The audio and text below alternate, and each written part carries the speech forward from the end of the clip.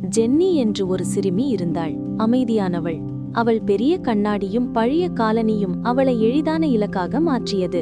ஒவ்வொரு அவமதிப்பும் ஒரு கத்தி போன்றது. அவளின் சிறிய மனதில் பயமும் கவலையும் ஆழமாக பொறிக்கப்பட்டது. கண்ணாடியில் தன்னை பார்த்ததை கூட அவள் நிறுத்திவிட்டாள்.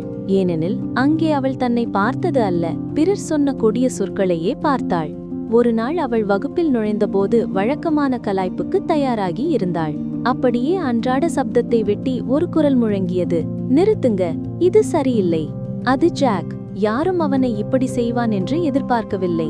அவன் சொன்ன அந்த எளிய வார்த்தைகள் எல்லாரையும் உறைய வைத்தது. அவள் என்னை சந்திக்கிறாள் என்று உங்களுக்கு தெரியாது.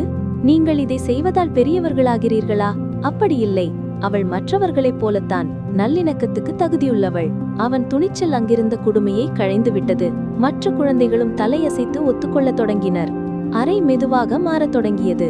மாறியது ஜென்னி மட்டுமல்ல, அங்கிருந்த அனைவரும். அவர்கள் அவளை வேறுபட்டு பார்த்தார்கள். அதைவிட முக்கியம், தங்களைவே வேறுபட்டு பார்த்தார்கள். அந்த தருணம் ஜென்னியின் வாழ்க்கையை மட்டுமல்ல, அனைத்தையும் மாற்றிவிட்டது.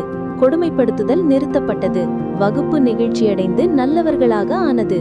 ஜென்னியா? அவள் பலமாக வளர ஆரம்பித்தாள்.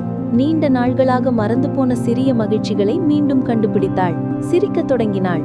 கொடுமைக்கு எதிராக பேசும்போது ஒருவரை மட்டும் காப்பாற்றுவதில்லை, நீ மற்றவர்களையும் அதே இரக்கத்துக்கு தூண்டுகிறாய். ஒரே ஒரு குரல் கருணையின் இயக்கத்தை தூண்டும். ஒரே ஒரு தைரியமான செயல் நாம் கணிக்க முடியாத பலரது வாழ்க்கையிலும் அலை போல் பரவும். நீ அந்த குரலாக இருந்தால், நீயின் துணிச்சல் யாரோ ஒருவரின் இருண்ட தருணத்தை ஒளியாக மாற்ற மாட்டாங்களா? குரலாக இரு, மாற்றமாக இரு, பேசு.